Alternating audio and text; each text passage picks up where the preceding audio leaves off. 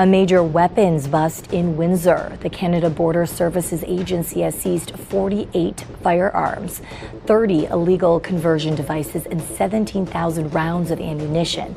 Something big is happening at the US-Canada border, and it's not the kind of thing you'll see getting wall-to-wall coverage on the evening news. What if I told you that 4 suspicious packages could threaten to unravel 60 years of economic partnership between two countries? Sounds dramatic, right? But that's exactly what's happening right now between Canada and the United States. This is the story of how a single weapons bust in Windsor became the centerpiece of a high-stakes political battle that could reshape North American trade forever. Let's dive in. Earlier this year, investigators with the Canada Border Services Agency noticed something unusual. 4 separate packages, all arriving from the United States, all headed to the exact same address in Windsor, Ontario. Red flags went up immediately. What they discovered was staggering. When officers executed their search warrant, they uncovered 48 firearms, 30 illegal autosears. Those are devices that convert semi-automatic weapons into fully automatic machine guns, and over 17,000 rounds of ammunition, hidden, stockpiled, ready for distribution. A 30-year-old Windsor resident named Hungi Zong was arrested and now faces serious charges: smuggling, attempted manufacture of firearms, possession of prohibited devices without a license, and violations of both the Customs Act and criminal code. On the surface, this looks like a straightforward criminal case. Local authorities intercept illegal weapons, arrest the suspect, case closed. A win for border security. But that's not how Washington decided to frame it. Because in the hands of the Trump administration, this wasn't just a successful bust. It became Exhibit A in a much larger argument about Canada's border security, and a powerful bargaining chip in ongoing trade negotiations. It didn't take long for President Trump to seize on the Windsor case. In his characteristic style, Trump used this single incident to paint a broader picture. If Canada can't stop weapons and conversion devices from crossing the border, how can anyone trust them to stop fentanyl? Or, even worse, terrorists? Standing before cameras, Trump argued that the Windsor bust was just the tip of the iceberg. He pointed to what he called years of border mismanagement, and linked it directly to national security threats facing America. But here's where it gets interesting. Trump didn't just criticize Canada's border policies. He tied the Windsor bust directly to trade negotiations. According to sources close to the discussions, Trump warned that unless Canada agreed to include tougher joint security provisions in the Canada-US-Mexico agreement, known as CUSMA, he was prepared to walk away from the deal entirely. Let that sink in. A weapons bust in Windsor has now become the face of a trade agreement that underpins billions of dollars in continental commerce. One criminal case has been weaponized into leverage that could reshape economic relations between 3 countries. And Trump wasn't working alone on this narrative.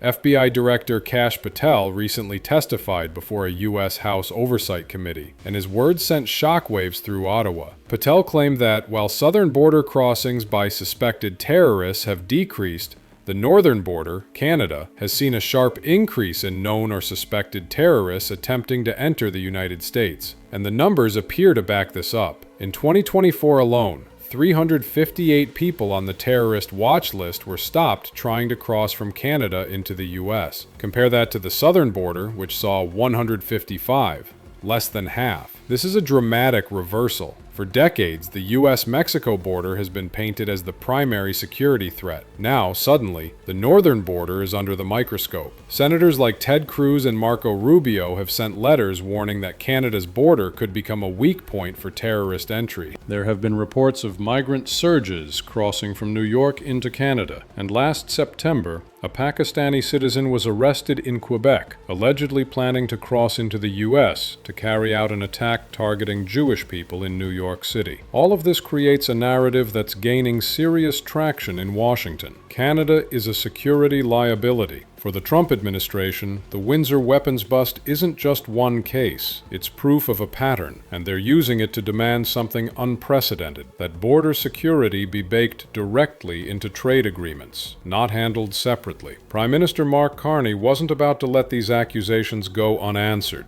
Ottawa has pushed back hard. Officials pointed to Canada's $1.3 billion investment in beefing up the CBSA. More personnel, better technology, upgraded equipment. They referenced Bill C-2, the Strong Border Act, as proof that Canada is taking border security seriously. Carney made Canada's position crystal clear. Border security is a sovereign responsibility, not a bargaining chip in trade disputes. But that stance puts him on a collision course with Trump, who has shown zero hesitation in tying security demands to economic leverage. And here's the problem. Canada has limited room to maneuver. The Canada-US-Mexico agreement is up for review this year. 3 options are on the table: renewal, extension, or withdrawal. Canada and Mexico initially thought this would be routine. A procedural check-in, sign some papers, done. But Trump has turned it into a potential crisis. Withdrawal is no longer theoretical. It's a real threat he's openly willing to deploy. He did it during NAFTA renegotiations in 2018. He walked away earlier in his current term. And by all indications, he's ready to do it again. For industries that depend on cross-border trade,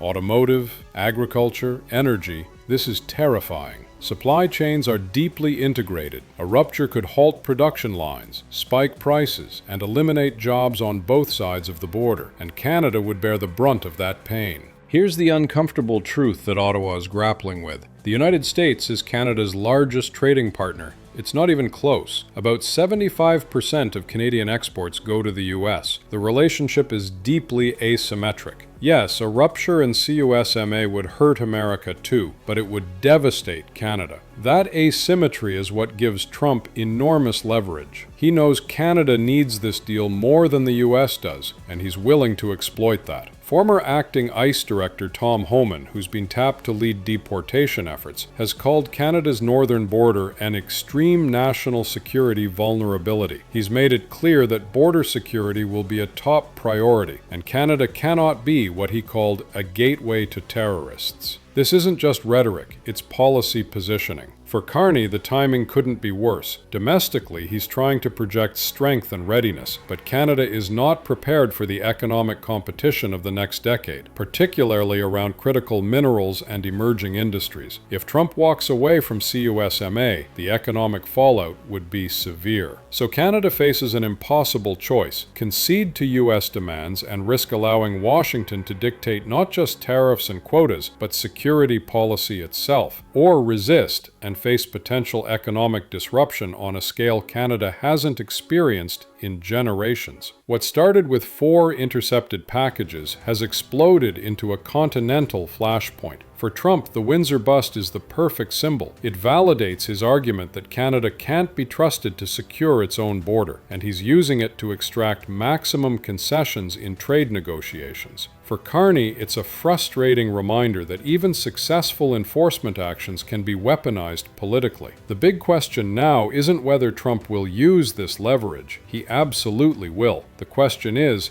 how far is he willing to go, and what price will Canada ultimately have to pay? We're watching this story unfold in real time, and whatever happens next will reshape North American relations for years to come. Thanks for watching. Let me know in the comments what you think Canada should do in this situation, and don't forget to like and subscribe for more analysis on the stories shaping our world. I'll see you in the next one.